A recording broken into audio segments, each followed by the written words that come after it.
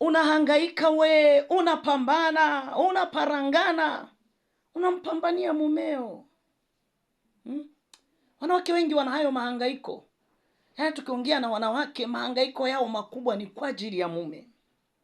Lakini bahati mbaya bwana mwenyewe sasa anayepambaniwa, he don't care, hajali kabisa kuhusu upendo wa huyo mwanamke.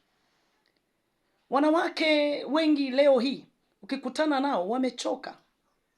Na tuna wanawake wengi wameparalyze saikolojia, wamepoteza uwezo wa kufikiri. Yaani wamepitia magumu kiasi kwamba mpaka mtu anashindwa, anapoteza uwezo wake wa kufikiri. Wengine wamepoteza mivuto yao. Wengine wamepoteza ule muonekano waliokuwa nao hapo kwanza. Wamechoka, wamechakaa. Kwa nini? Wanapambania ndoa, anampambania mume wake. Wanawake, naomba mnisikilize.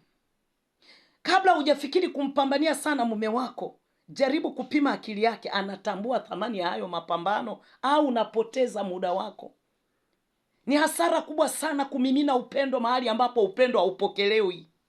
Upendo unapaswa kupelekwa mahali ambapo unapokelewa. Ukiona mwanaume amekataa upendo wako, anza kujipambania nafsi yako mwenyewe.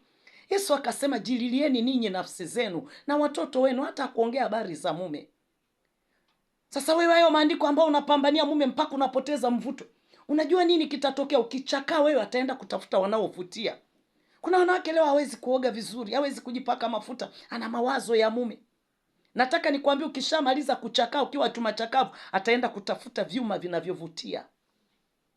Elewa sana hilo.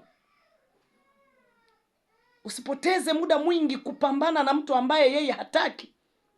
Anza kujiweka vizuri mwenyewe, focus na maisha mengine na mambo yaendelee.